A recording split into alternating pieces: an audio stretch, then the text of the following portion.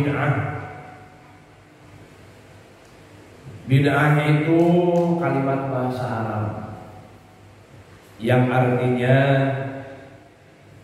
menurut lugawi ada arti menurut bahasa, ada bid'ah menurut syar'i. Kalau menurut bahasa atau lugawi, setiap perkara yang tidak pernah dilakukan oleh Rasulullah Shallallahu Alaihi Wasallam itu adalah bid'ah menurut bahasa. Itu yang tidak pernah dilakukan oleh Rasul itu bid'ah menurut bahasa. Nah, bid'ah ini yang tidak pernah dilakukan oleh Rasul itu ada 5 macam, Pak. Yang pertama ada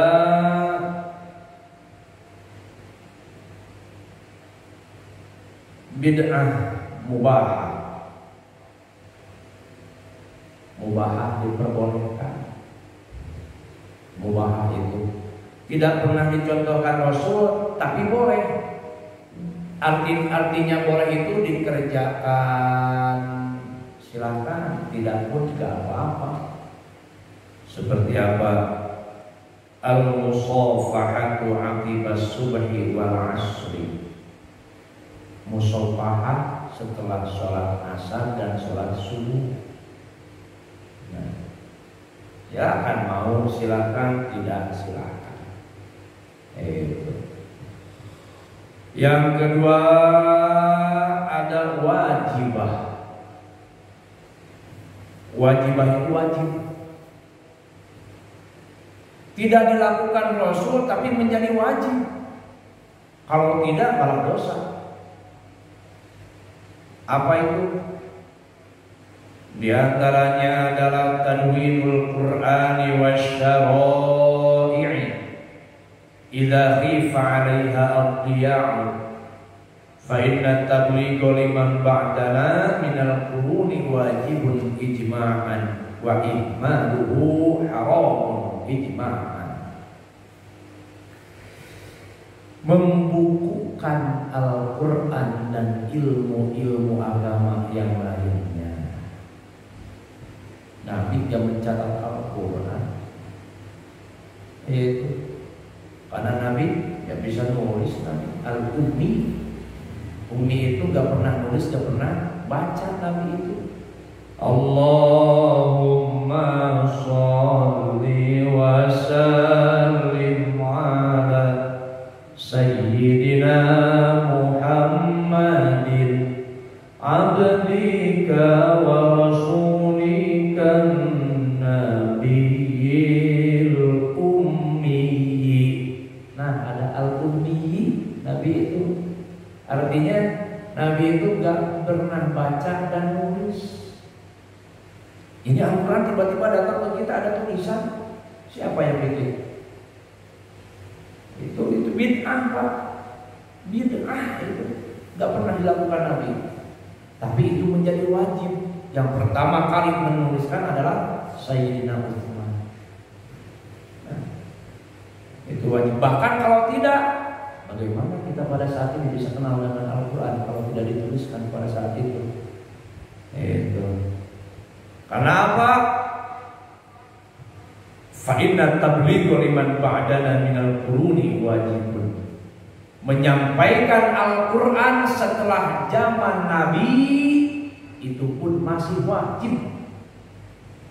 Itu wajib.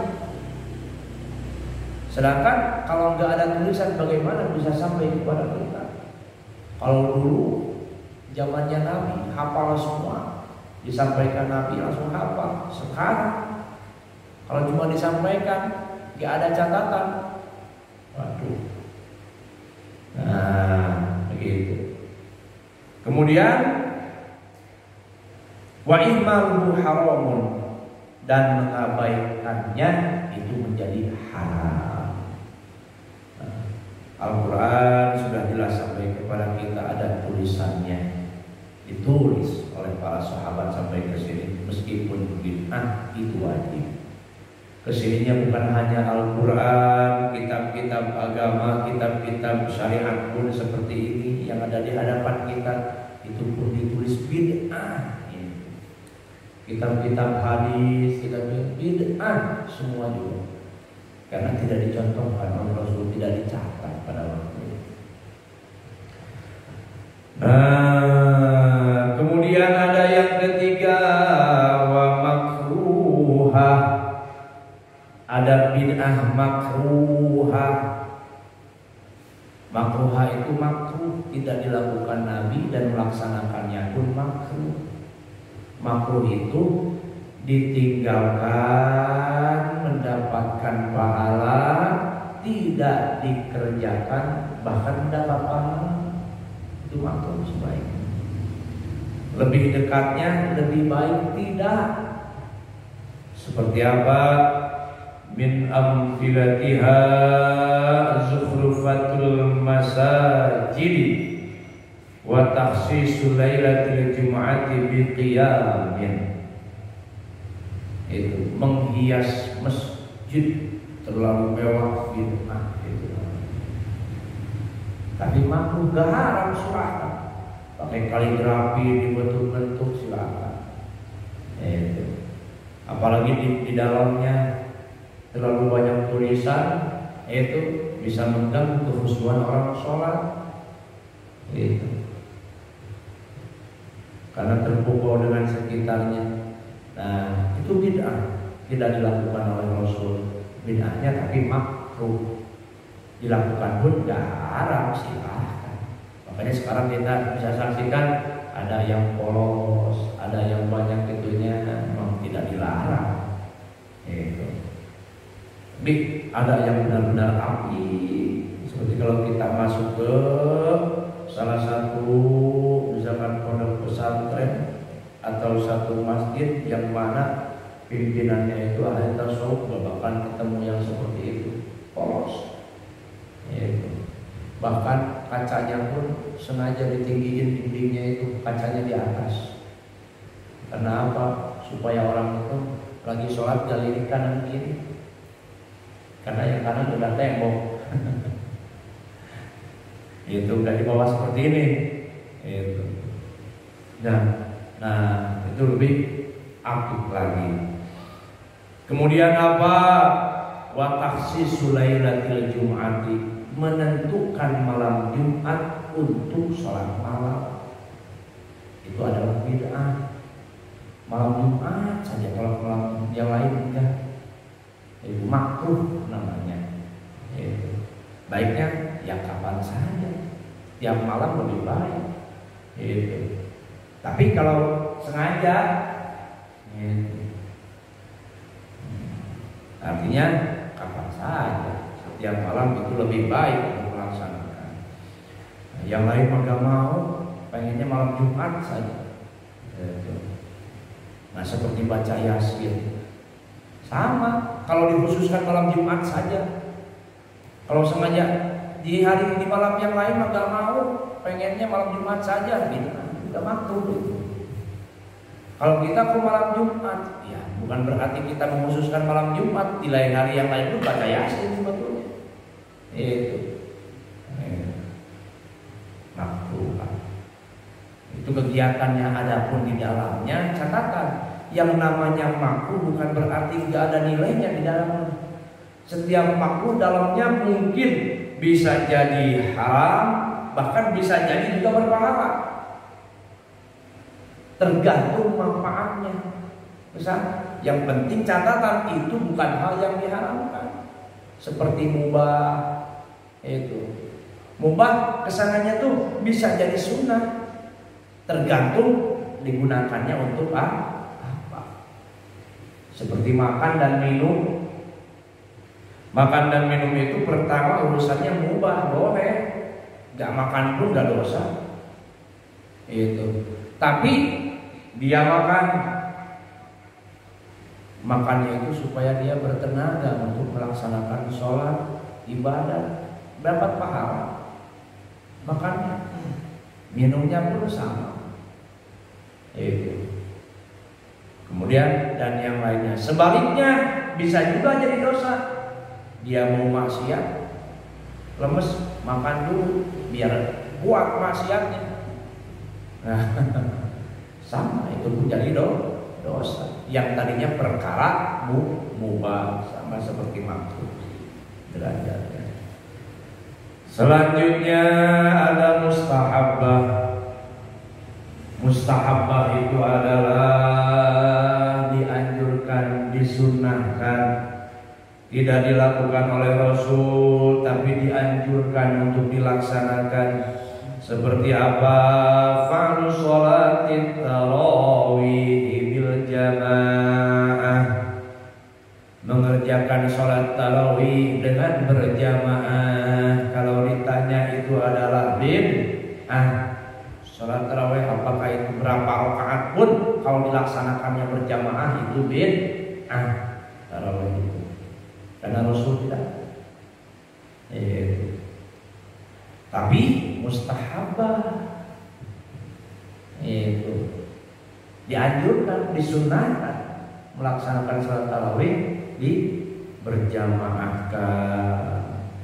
Wa bina'ur ribati wal madarisi wa kulla ihsanina. Kemudian ada bid'ah mustahabah, mendirikan ribat-ribat, ruangan-ruangan untuk ibadah, wal madarisi, tempat-tempat belajar, sekolah, madrasah, dan setiap kebaikan lam yuhad fil asril awali, yang tidak dikerjakan di zaman Nabi.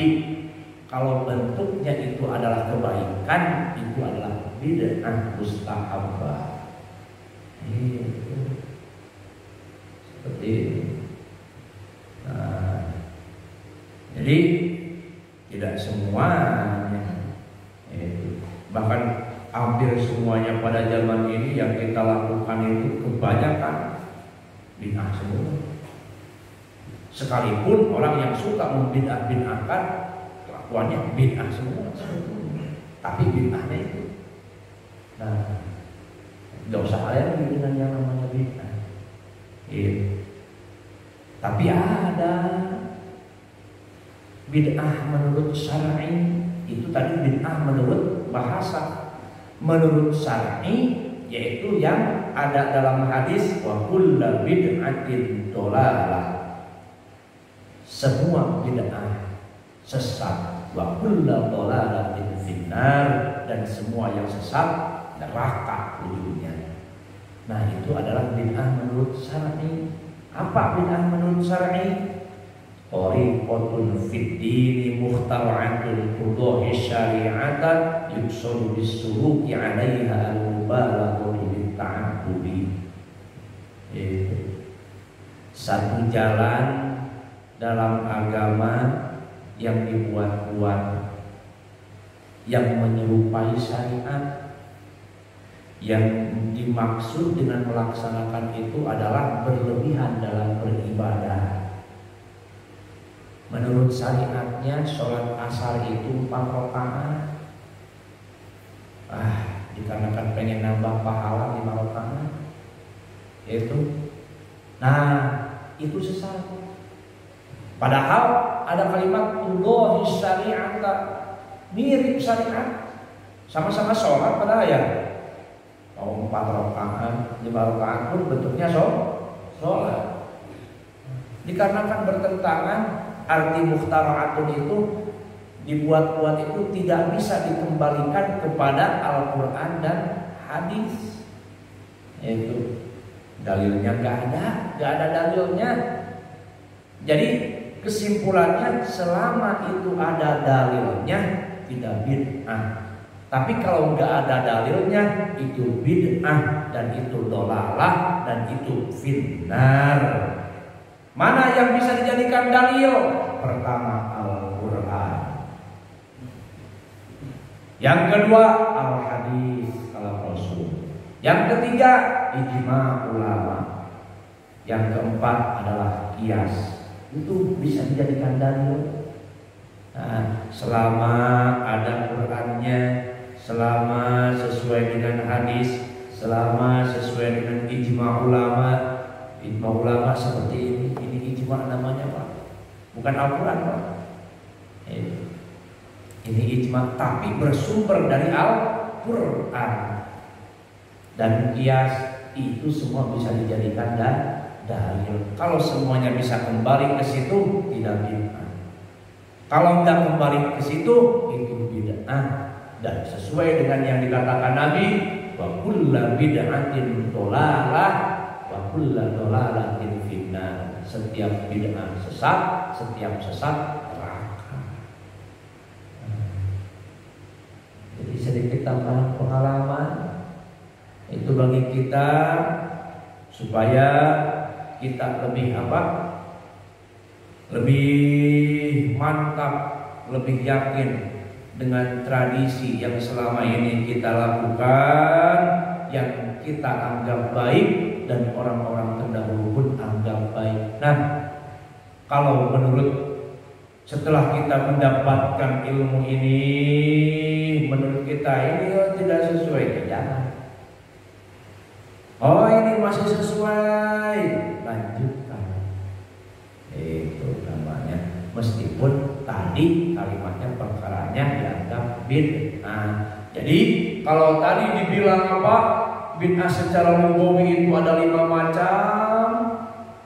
Hakikatnya di sini ada yang baik, ada yang sunnah, ada yang makruh. Kalau dari yang ke-5 ini, di sininya yang menurut syar'i itu tidak bertentangan, masih sesuai dengan Al-Quran, Al-Hadis, Ijma, Qiyas, itu hakikatnya yang 5 pun bukan bid'ah.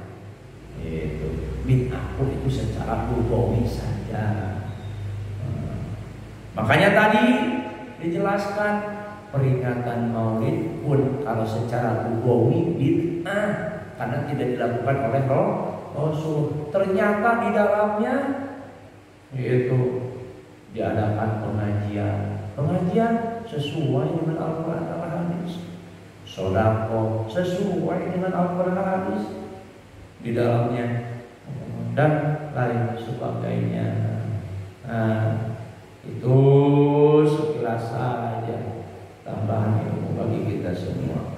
Bisa dipahami Pak kira-kira Pak? Nah, selanjutnya masih ada waktu, kita akan lanjutkan kajian tafsir Al-Quran surah Al-Baqarah. A'udzu billahi minasy syaithanir rajim. Silakan Pak.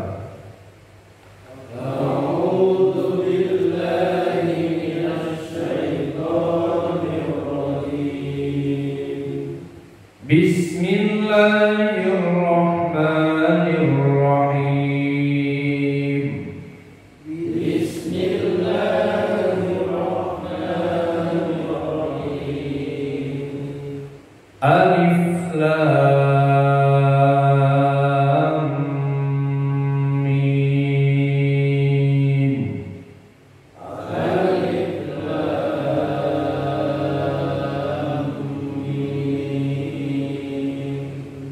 Dzalikal kitabu la raiba fihi. Dzalikal kitabu la raiba fihi. Hudan lil muttaqin. Hudan lil muttaqin. Alladzina